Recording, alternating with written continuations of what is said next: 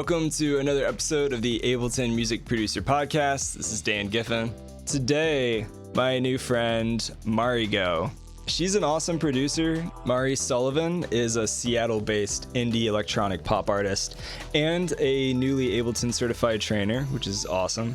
She leads a group teaching music production for trans non-binary students, teaching the LGBT community in technical aspects of creating music. She also just released a new single called Rhythm, and it's really dope. We're going to listen to it today. It just came out not that long ago. I also know that Pride Month is coming up, so happy Pride to all of you out there celebrating.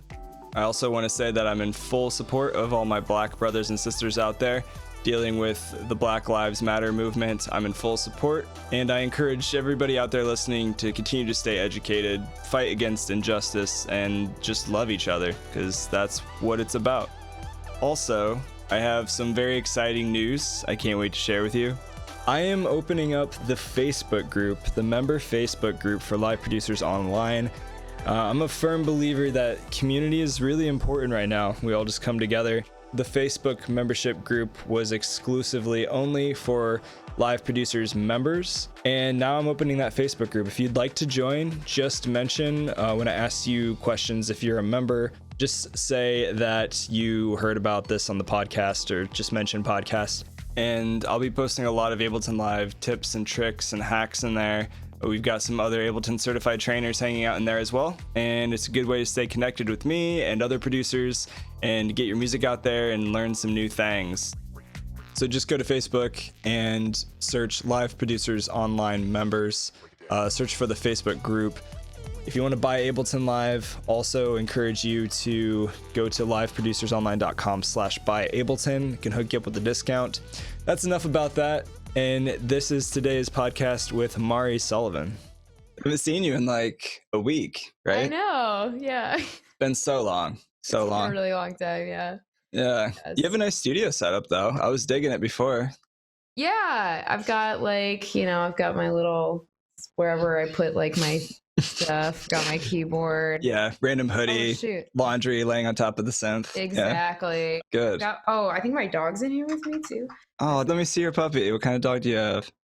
He's mean mugging you. He looks camera shy. He's like, who is this strange voice just yelling at me right now? He's extremely shy in general. Aww. But yeah, his name's Odin. He's a pit bull. He's cute. I like him. Yeah, he's the cutest. He's such a good boy.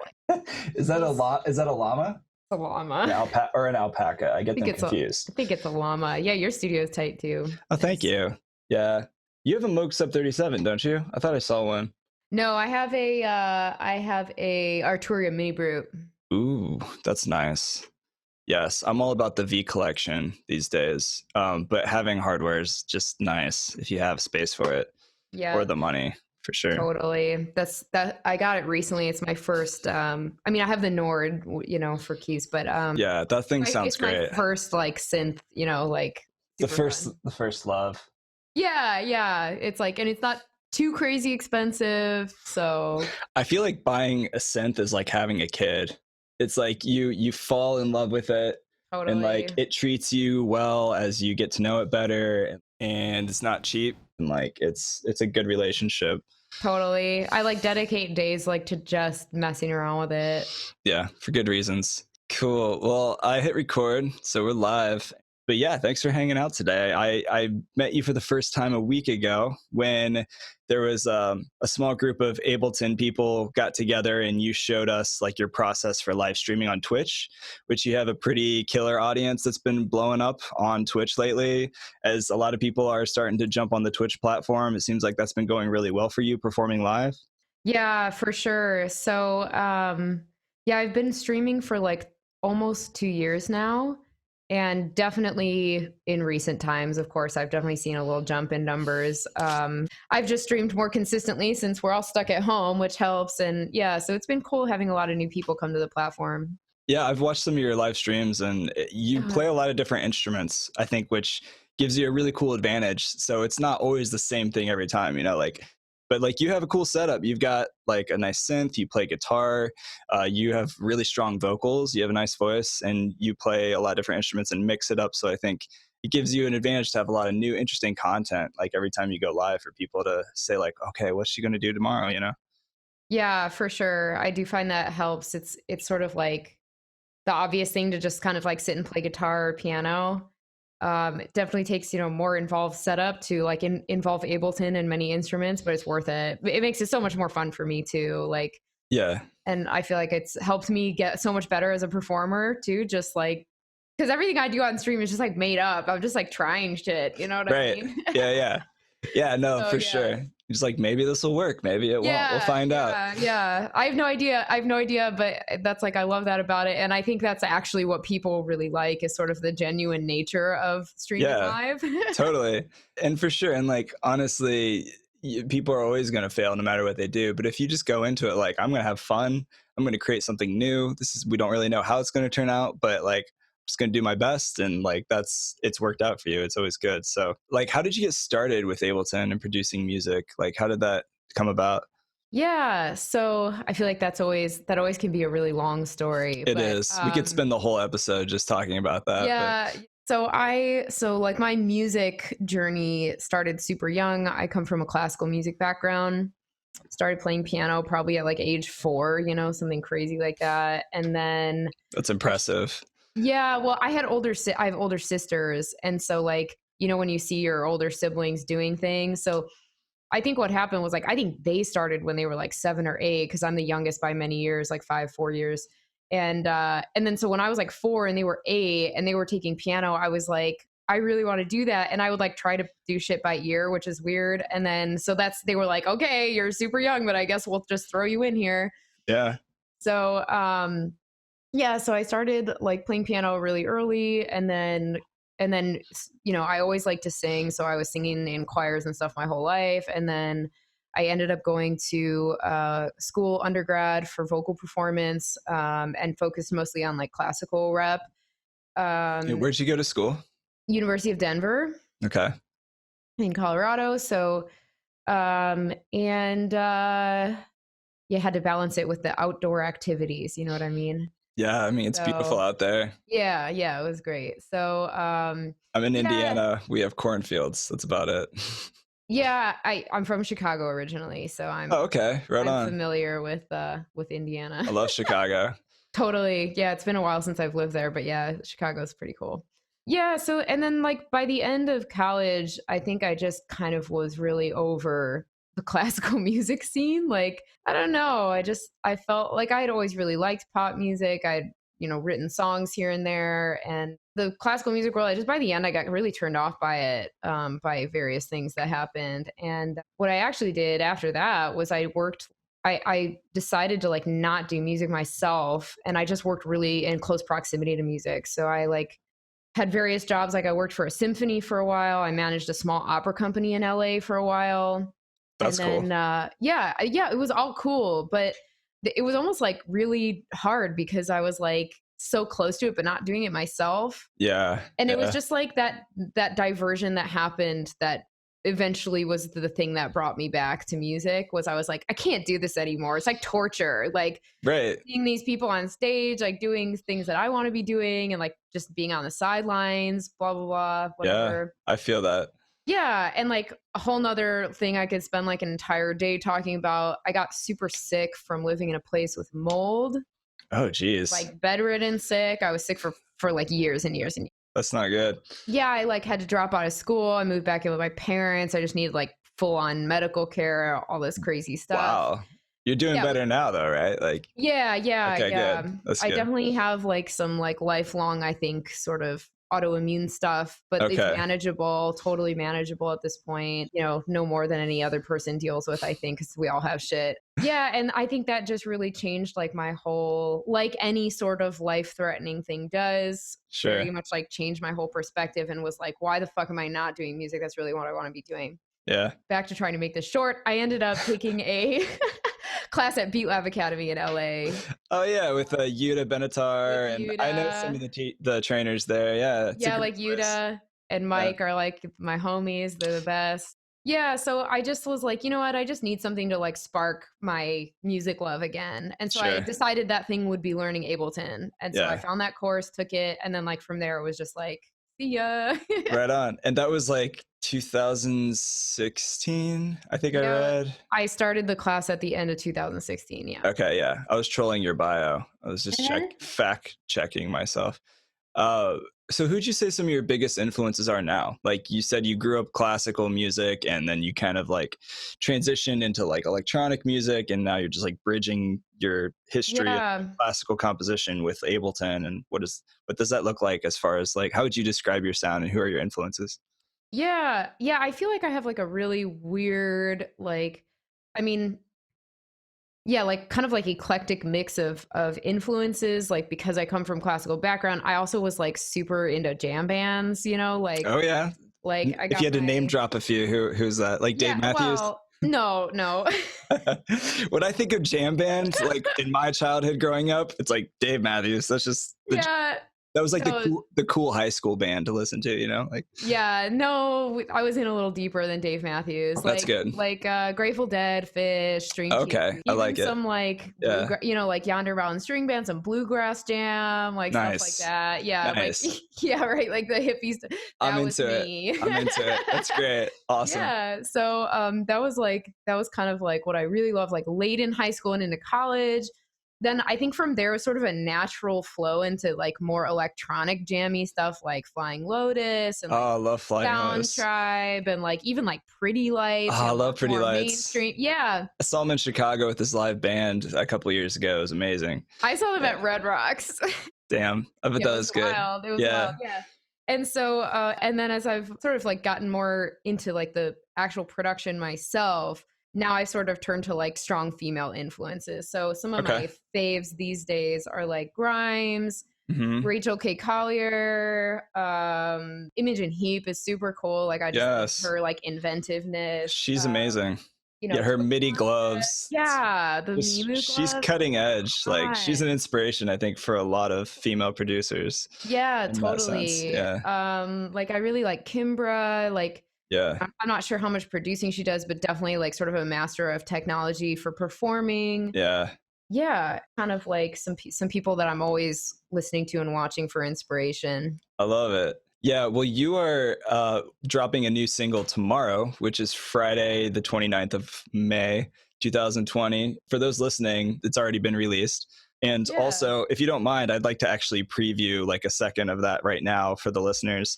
Absolutely. That's totally fine. All right, let's listen to it real quick.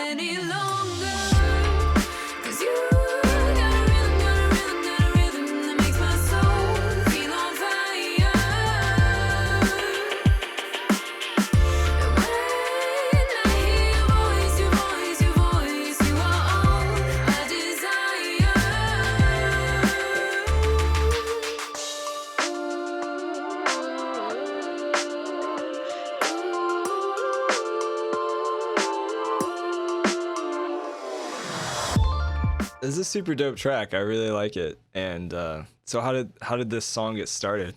Gosh, this track's one of those cases where I started it super long time ago. It just took forever to like wrap it up and put it out.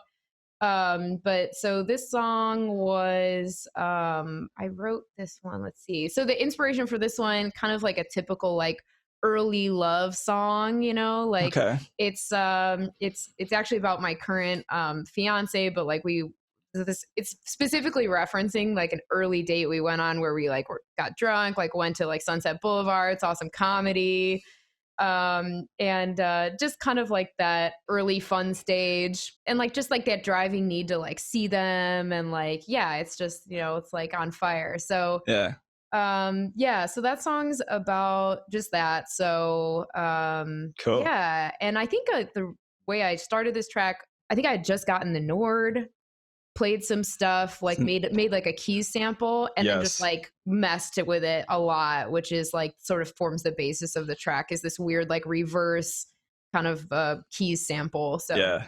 Yeah, the presets in the Nord are like unmatched by a lot of keyboards. I'm a huge fan of a lot of the sounds inside of the brain of that thing. Yep. Yes. And it's was the first time that I got like a piece of gear that I could like really work with audio a lot, you know, because Yeah. before it's like when you work with just Ableton, it's a lot of MIDI. Working with audio is just fun, you know. Yeah, same. Yeah, and there's a lot of things you can do within the envelope of an audio clip that you can't do in a MIDI clip. So Yeah. there's more creative options inside of that as well. So when you start producing a song, let's start nerding out maybe a little bit if we can. Do you have a typical workflow when you first start thinking of, okay, I have a blank slate, I'm going to start here? Do you normally start with keys or vocals or guitar? Like, how does that songwriting process look for you? Yeah. You know, I guess it depends on like what I feel like working on. I have like a pretty like sometimes I just write stuff that's just like beats, electronic, like no vocals, and then my other stuff is like very songwriter based. I would say like when I sit down, I usually kind of like just feel out which mood I'm in. Like, do I want to make like just like a instrumental track where I'm really just like experimenting with sound and making cool beat? Or do I want to like write a song? What ends up happening is I just go through phases, like songwriting phases, and then like beat making slash, you know, experiment phases. Yeah. So, yeah, you know, I think if I'm just making beats and stuff, kind of naturally I'll start with drums. I really like to pick sounds that like don't naturally sound good to me. Like, you know, when you go through like the Ableton like stock samples or something, or like on what's it called, Splice or something. Yeah. Like sometimes I'll just take the sample that when I played it, I went, ugh. Yeah. Because Right. otherwise I find that I just like write the same drum shit over and over again. So I'm always like trying to find ways to not write the same thing. Yeah, there's a lot of crap inside of the Ableton sound library, Yeah. but there's a lot of good stuff too. It's you got to Yes. dig through the crap to find that little gem. Yeah. And like I just find that like my instant reaction to like a sound is not always like correct, because like sometimes a really gnarly sample will sound super cool on a track, even though like on its own when you play it you're like, oh, that sounds nasty, you know. Right. So Just throw OTT on it. It's always better. yeah, totally. Yeah. So like I think when I'm just digging for sounds, like I'll try to make like a good drum kit first, and then work with that. Of course I have some like pre-made drum kits that I like to pull up again as well. A lot of times I'll listen to music that I've been really into for inspiration for like for a drum beat. Because again, I find if I just like sit down and make a drum beat, sometimes I'll like make similar things. So anything to kind of get me out of like to get me out of like what my normal workflow would be if I just let it happen. Like I just try to like mix it up. Yeah, I So, think yeah. that's pretty common for a lot of artists too. It's like it's not a one size fits all formula, because music's so subjective. Like, you know, I would say the same thing if somebody asked me that question, where it's just like it's changing all the time, you know? Yeah. So I definitely don't have just a straightforward workflow. But yeah, so if I'm just making like beats and messing around, a lot of times I'll start with drums, and then I'll start pulling in harmonic elements, like writing chord progressions or like pulling samples and building something weird from that. And then like alternately, if I'm like in a totally different mood, like I might just sit down with my keyboard or my guitar and write a song that way and then take it in. So yeah, it just depends.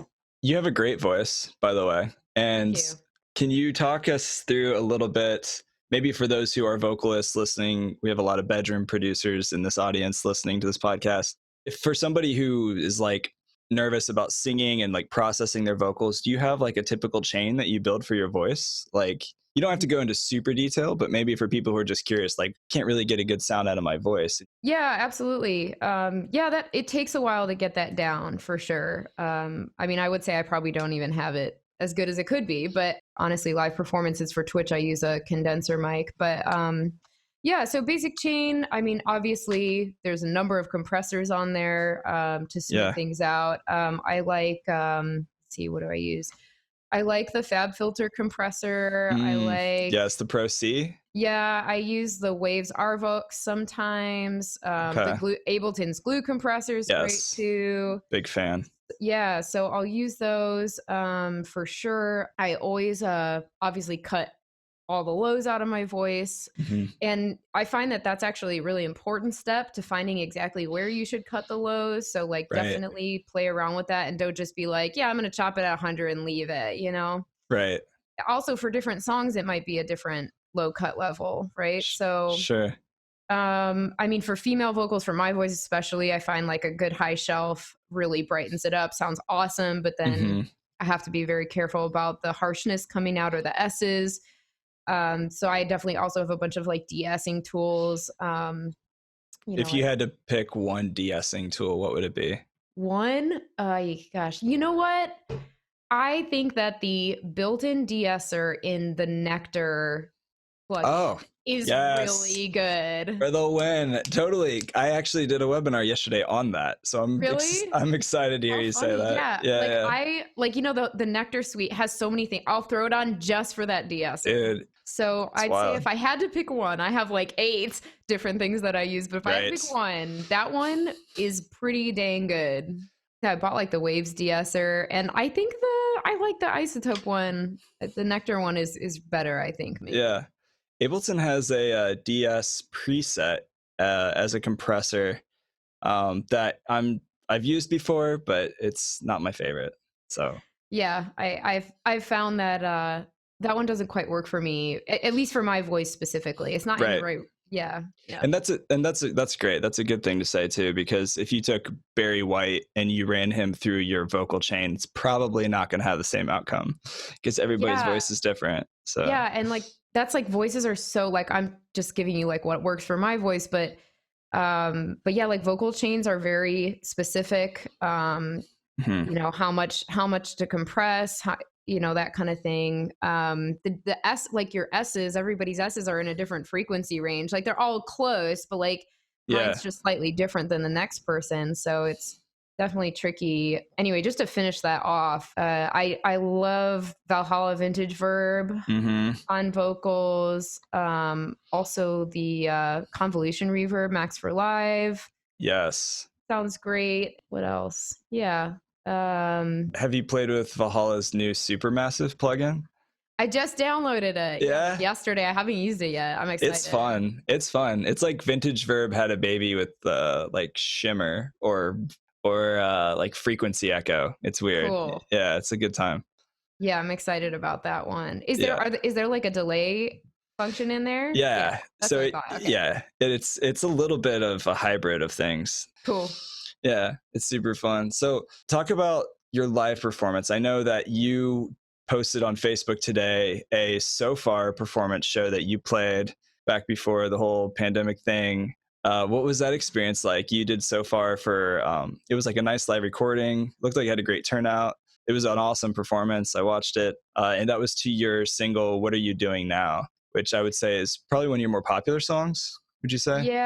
Yeah, definitely. It's like the title track of the EP I put out last year, at the end of last year. And yeah, I think that one, it's my favorite song from the EP for sure, from that last EP that I put out. And yeah, it's definitely like one of my favorite songs I think I've written. My live performance setup is basically the Nord keyboard, push 2, of course. I use a little LPD8, which is an Akai controller, MIDI controller, which I have mapped to Ableton's Looper, which is how I do my vocal looping. Nice. And then, my guitar, when I have my guitar. In that case, I have my Strat in that video. Just like usually a one-woman show. Yeah, and it works. That's cool. Yeah. Well, back when I lived in LA, I used to play with a drummer. But since I moved, I've had to just kind of like make it work solo, which has ups and downs, of course. Easier for rehearsals. Right. Do you think someday you'd like to get the band back together, or are you going to keep on pressing forward with like solo performances? Yeah, I mean, it'd be cool to play with other people for sure. Like, Yeah, I like doing my solo stuff, but there's definitely something to like, there's a different energy when there's multiple people vibing together on stage. That's just like, it's you true. just can't do it alone. So, It's true. yeah, and it's just fun. Like, it's fun to, it's like when something funny happens, you have your bandmate to turn to. Right. It's That's like when true. something goes wrong, I'm the only one who knows generally, and I'm just like, Yeah. oh, like, If the ship is sinking, at least you're not going down by yourself. Like, yeah, yeah, totally. that's hilarious. But yeah, so I have my laptop in Ableton when I do my live performances. A little bit more like detail about that. I usually am doing live looping using session view of live. I do a combination of recording into clips and using Ableton's looper, like I mentioned. Hmm. And I just kind of have like a lot of stuff mapped. I have like my reverb sends on I have a lot of vocal effects mapped. So like I usually have some reverb send, delay send, like a filtering effect, and then the looper. Yeah, and so I have all that mapped usually to the LPDA, just so I can keep like I have the push, so I could do that stuff on the push, but that way all the stuff for my voice is just in one small package that's right in Yeah. front of me. Yeah. That's nice. I don't have to do I don't have to select a track or anything like that. So I just find that's the easiest way to do that. Performing on Twitch gives me lots of practice with like live looping stuff. Oh, for sure. I Yeah. only started doing that this year, and I feel like I've just gotten better very quickly. And Totally. I've gotten like more and more advanced quickly, which is great. And it's just like the most fun. It's one of my favorite things. It's like designing live shows and like looping and Yeah. stuff like that. Yeah, it's a blast. You can tell that you're having fun doing it. And I think that feeds into the audience and the energy, and people love watching it for that reason. Yeah, For sure. yeah. Yeah. So talk to us a little bit about like your setup for Twitch. I know we did a little bit of nerding out for that Ableton focus group or whatever you want to call it that we had last week, and you shared kind of your walkthrough setup. You don't have to go into great detail, but for anybody who's like a producer who wants to maybe get started doing what you do, what are some of the things they need to think about if they want to start live streaming their performances on Twitch? Yeah, so like it's just like a totally different game. Like it takes a while to get your setup going for sure. Like I feel like it took me a year to get a setup that I really feel good about. Like Yeah. So I'll talk like streaming stuff and then the music stuff. So Perfect. for the streaming, I'm using OBS or Streamlabs OBS. I was using regular OBS before. I recently have just tried out. They're basically the same. One just has more stuff going on. But Yeah. so OBS or Streamlabs OBS will work fine. And I have a 2-computer setup. I built with my partner who's a super nerd. We built my streaming PC together. We built it, it's not anything crazy specific specs, but we just made it powerful enough to be able to like handle the load of streaming. So I've got OBS on the PC, and then on my Mac, which I have my MacBook Pro, I've got Ableton, and all of the audio stuff is happening through the MacBook as if it would be just my live performance setup at a show. Right. And then I just have the interface that's connected to my Mac, the output going into the input of the one connected to my PC. Right. And so all of my audio is just being bussed basically to OBS on my PC, which is handling all the streaming. Right. Just to reiterate for everybody listening and for my own sanity, like you have one laptop and that's just your music laptop that's just running Ableton. And then you have an interface with that that's outputting to another interface going into just your streaming computer, right? Correct. With NDI. Is that right? So on a normal stream day, I don't really use the NDI. Okay. The NDI is only if I want to share my Ableton set on my Mac. So it's like for teaching purposes. Yes, for teaching. So it's like if I'm working on my Mac, then like how would I share my screen on OBS on the PC? What I'm using is the NDI scan converter. Is that New Tech? Is that New Tech? Who makes that? Okay. Yeah. Yeah. And gotcha. With a K, TEK. So I have the scan converter, which then picks up my screen and through the internet, casts it to OBS on the PC. Right. And that does get a little bit shady at times. It's like sometimes there's a lot of frame dropout, but for some just like basic Ableton stuff, it works pretty well. Mm-hmm. Yeah. Yeah. So you built this, or you and your partner built this like nicer PC computer. Like, when you were building that out, did you have like a specific level of specifications that you wanted, such as like it has to have this much RAM or like this much Yeah. processing power? What does that look like? What are you using? Yeah, so we've got an 8-core AMD processor in there, 16 gigs of RAM. Okay. We got from video game friends, someone donated a good graphics card for me so I could do some gaming. It's good. It's good to have friends. Those are good friends right there. Yeah. I didn't want to like buy a really nice, Yeah. not like a huge PC gamer, but I do like to do a little bit of PC gaming. What kind of gaming are you into? If we had to like talk games. Yeah. So, like #1 game of all time is Zelda. Oh hell yeah, Zelda's great. Probably a tie between Breath of the Wild and Ocarina of Time. Classic. Right. That is classic. Throwback. The OG Zelda. Yeah. Right now I'm playing Horizon Zero Dawn for the second time. Nice. I just finished playing Witcher 3, which is really good. And then like every now and then I'll pick up like a little indie game. Like I was playing Astroneer for a while. So yeah. That's great. I found my really old like computer from geometry class and was playing like asteroids on it yesterday. Oh my gosh. It made me so happy. Yeah, that's like so fun. Got nothing done in math class because of that calculator. It's great. Yep. Worth it for sure. It's good times. So yeah, definitely like the RAM and the processor are the most important things. And then yeah, we've got a solid state drive, which of course now is standard. Yeah, that's the basic specs of that PC. Cool. Yeah, for people who maybe don't know anything about that world, might be good just to throw a couple things at them. So I just wanted to talk about that briefly. Yeah.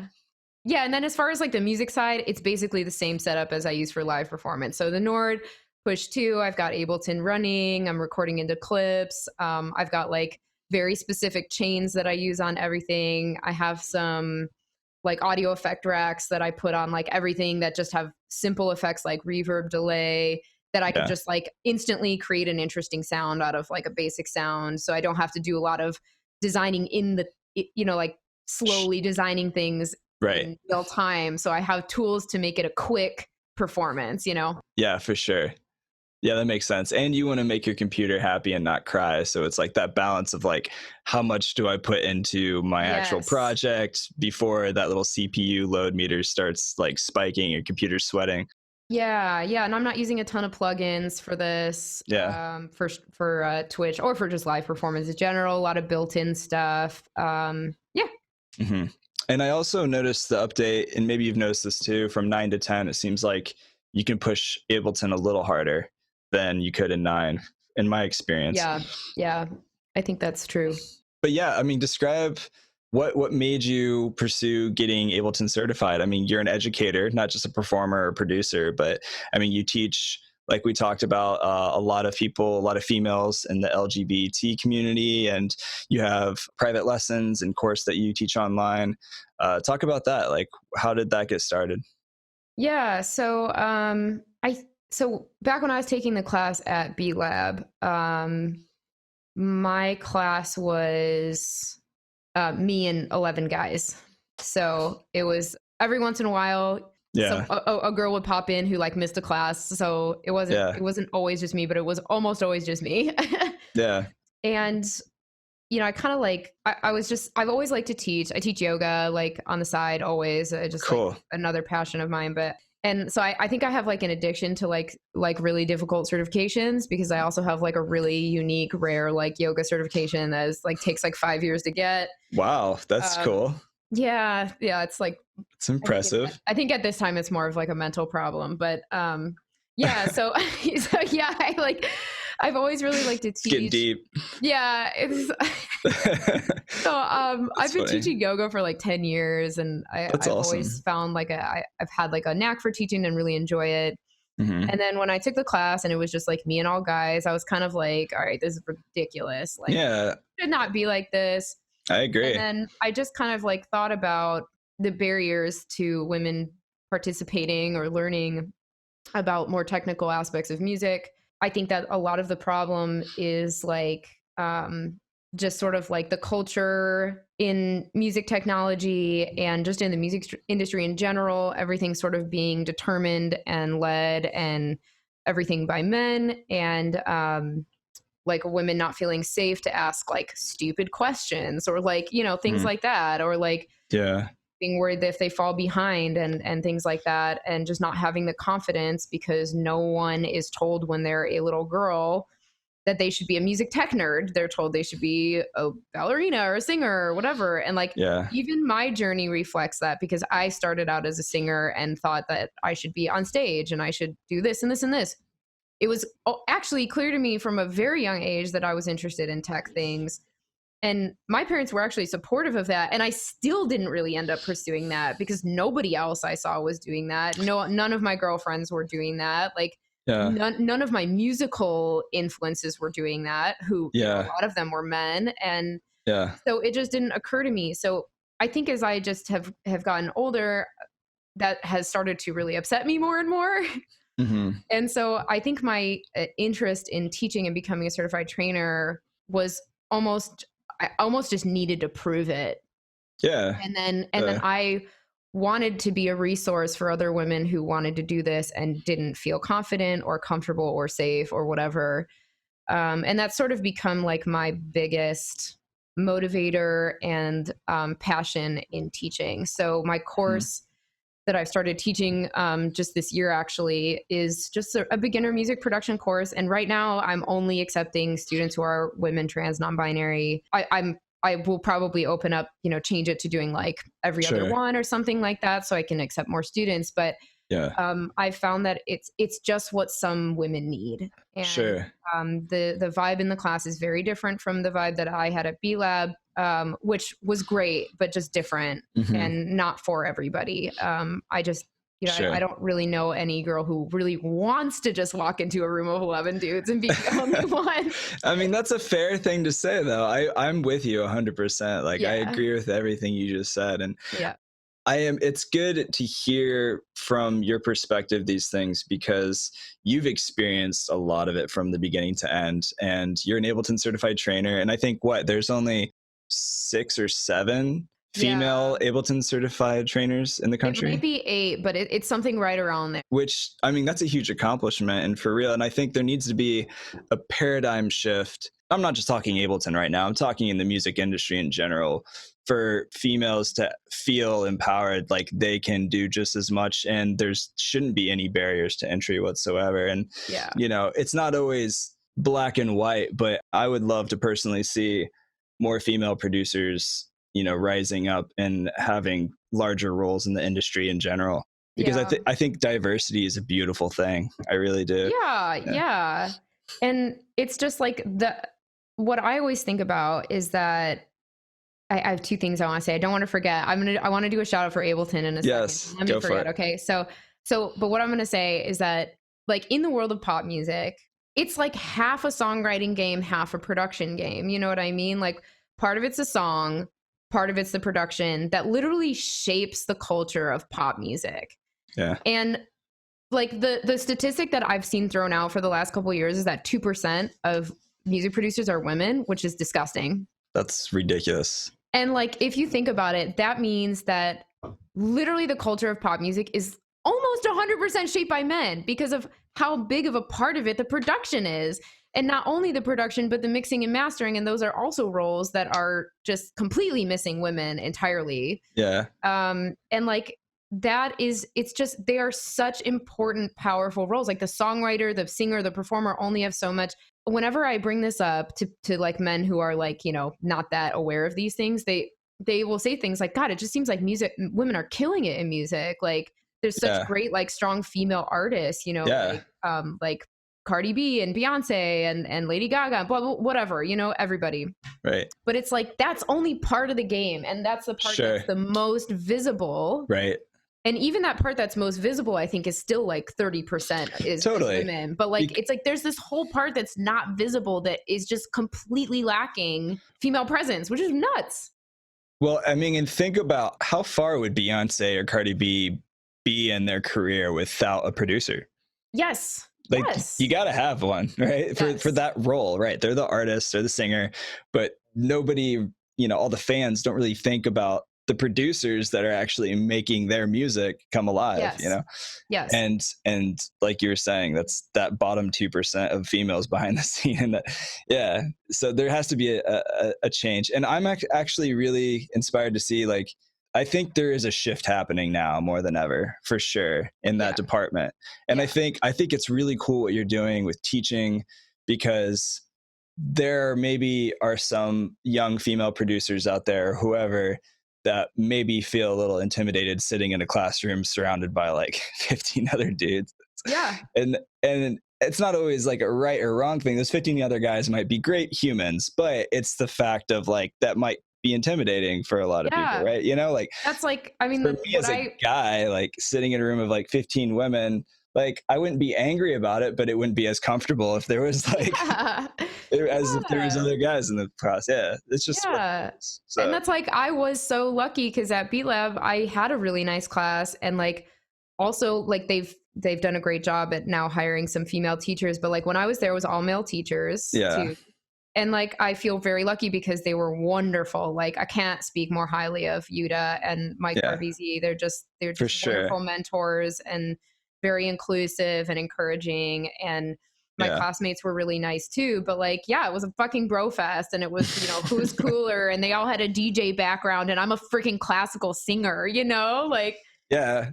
And to be honest with you, like having that classical background will take you so much farther than just being a guy who knows how to make basic beats. Like that's for sure. Much farther in all areas and all genres. Like, yeah. And like, it just takes like a certain kind of person to like walk in the room and just say like, I'm going to do this. And like, I'm really proud of myself for doing that. And like, that's the kind of thing that actually like lights a fire under me. Like, I'm going to fucking show these people up. Yeah. Like, and you did like, it. Now you're a certified trainer. Like, hell yeah. That's right. Like that. I actually did that. Yeah. Yeah, for real. Should send you a bottle of champagne in the mail or something. Yeah. Anyway, I want to do this before I forget. I just want to give a shout out to Ableton for, I think, really taking a very active position in trying to get more women trainers and just involved, and like featuring more women like as artists who are performing too. It's like, I think like 5 years ago, until this round of certifications, there was one female trainer in the US, and it's Laura. Yeah. And I can tell from like, having a relationship with them that like it is something they're actively doing. It's cool. And they're just trying, I think they're trying really hard. And part of the reason there's not very many is because it's like only so many women are applying to be certified trainers. And then the standard is so high, and they're not willing to compromise, which I don't think they should. Right. But it's sort of that earlier step of like education, of like offering this and showing women who are doing it. And I think that they actually are trying really hard to do that. I felt very supported by them in the certification process, and like encouraged by them to do it. And I was 100% sure that I was not good enough. Oh no. Well, you totally are. I mean, but that's how I felt when they were like, maybe you should try this. And I was like, oh no, like that's no way. That's cool though. I mean, you're right though. I have so much respect for the company in a lot of different ways. And when I was getting certified about the same time you were, I think your class might've been right after us, or not class, but your group. Yeah. We had 2 women, and then there was 3 of us guys. It was a group of 5, which I think is bigger than normally it is. I'm not sure, but yeah, there was 2 other girls, and they were killing it, and they knew what they were talking about. And I was learning things from them, just like chatting outside of the sessions we were having during our testing. And I was just like, man, there's so much to learn. It's good. Yeah, always. So anyway, I just wanted to say that I really appreciate that from Ableton, and it makes me happy. Yeah, no, totally. It's a great company, great group of people. And unfortunately Loop was canceled this year, but I was really excited to go to that. Next year is going to be awesome. Are you planning on going? Yeah, I hope so. I had kind of missed the boat for this year anyway. Like I wasn't going to go to it, but so it worked out. Well, I mean, I don't know if I'd say that. I don't think it exactly worked out for anybody this year. But, no, not really. But yeah, hopefully I'll go next year, as long as everything's sort of back functioning again. Sure, yeah. So what's next? You have this new release that's happening You're going to keep doing the Twitch stream, which, by the way, everybody listening, we're going to include all the links in the show notes below. So click and check out MariGo's Twitch page. And you're more active on where, like, what social channels did you say you're most active? I follow you on Instagram and Facebook. Yeah, probably Instagram. I mean, I post on Facebook, but I don't know. I don't feel like probably Instagram, and like Twitter is always where I post about my Twitch stream. So yeah, I've been dropping some music. I just put out a song called Better Weather about a month ago, and then the new single is coming out tomorrow, and then I've going to be dropping another one next month. So I'm doing sort of a sequential singles that are all part of a group. I've got like a 6-track EP dropping. Cool. That's awesome. Yeah. 4 of them were just written and produced by me solo. And then 2 of them are collab with a friend and producer here in Seattle named David Miner, which is cool. Definitely makes me write stuff that's very different. So I'm excited to put those out. Right on. And yeah, I am doing for the first time this year, I've started producing for some other artists, which I'm really enjoying. It's just very nice to kind of have a little bit of removed, you know what I mean? It's a one step removed as a producer, because it's not all me. There's not as much pressure, and I can just enjoy the process and doing what they want to hear. I don't know. Okay. Yeah. I'm enjoying it. I find most producers or ghost producers for other artists usually love it or they hate it. There's no in between, really, ever. Yes. Yeah. I have to say I'm enjoying it. I didn't know if I would be one of those people who hated it, because I only had mostly produced for my own solo project. But I am really enjoying it. And so I should have some music coming out this year for some other artists too, which I'm very excited about. It'll be really fun. Cool. And yeah. Yeah. And then I'm just still writing stuff. So hopefully just keep cutting it with the music. I've been making some weird beats. So I might drop like a little beat mix. Do it. Yeah. I like weird stuff, honestly. Yeah. I'd just say like the quarantine. I've been like, I haven't really been in a songwriting mode. I've been in like a weird mode, weird headspace where I'm just making like weird stuff. Honestly, I feel like you're not alone right now. There's a lot of people just making weird stuff, confined in their house, and just like, it's a weird time to be alive anyway. So yeah. And other than that, I'm just gonna keep plugging away with the streams. They're so fun. I feel like it's one of the things that helps me grow the most as an artist. Also helps me connect the most with like fans and collaborators, which is awesome. So I'll be streaming 3 days a week for the foreseeable future. Right on. Yeah. Like I said, we'll include links in the show notes for anybody listening right now. So everybody go check that out. And anything else that you wanted to share with everybody before we sign off? Do you have any other notes or comments? If, say, there's like females out there listening right now, where's the best place for them to go if they want to maybe jump into Ableton Live and start working with you or learning and taking a class? Yeah, I mean, I think, I have my course. I'm going to teach it again probably this year. So if you're interested in like a beginner level, intro level Ableton course with a bunch of awesome ladies / LGBTQ, right, open to that whole demographic, hit me up for sure. I personally also love keeping an eye on Rachel K. Collier, her videos. She has a lot of like educational content in addition to her own, live performance stuff, which I've found really inspiring. There's some great resources just on YouTube and everything too. I mean, Not a Woman, but Underbelly, of course, hysterical and fun to watch. Yeah, you suck at producing. Yeah, he was on the podcast a while ago. Yeah, he's a funny guy. Yeah, it's really fun. But yeah, don't be afraid of to just because people told you that you're not good at computers your whole life. Let me just say that. That's big facts, honestly. To all my ladies out there who have been like, I'm not good at technology. It's a lie. Yeah. There's a point in everybody's life when they're not good at technology. Doesn't matter who you are. Yeah. You can learn anything. You can learn anything. It just takes hard work, some determination, and a good teacher, maybe. Amen to that. Yep, Yeah. that's true. Overcome that imposter syndrome, as they call it.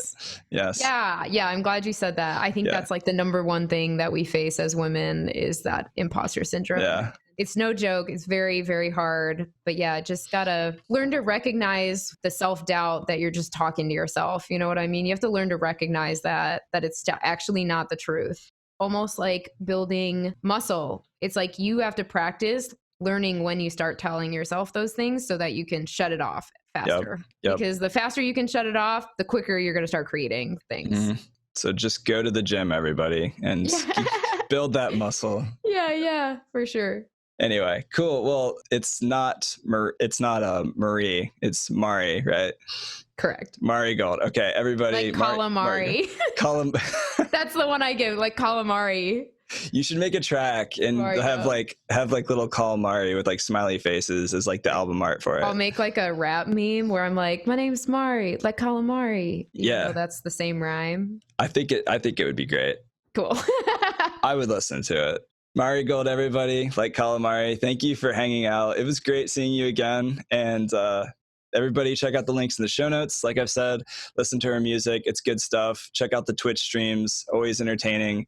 And yeah, maybe we'll have you again on the podcast in the future, and keep doing what you're doing. It's good stuff.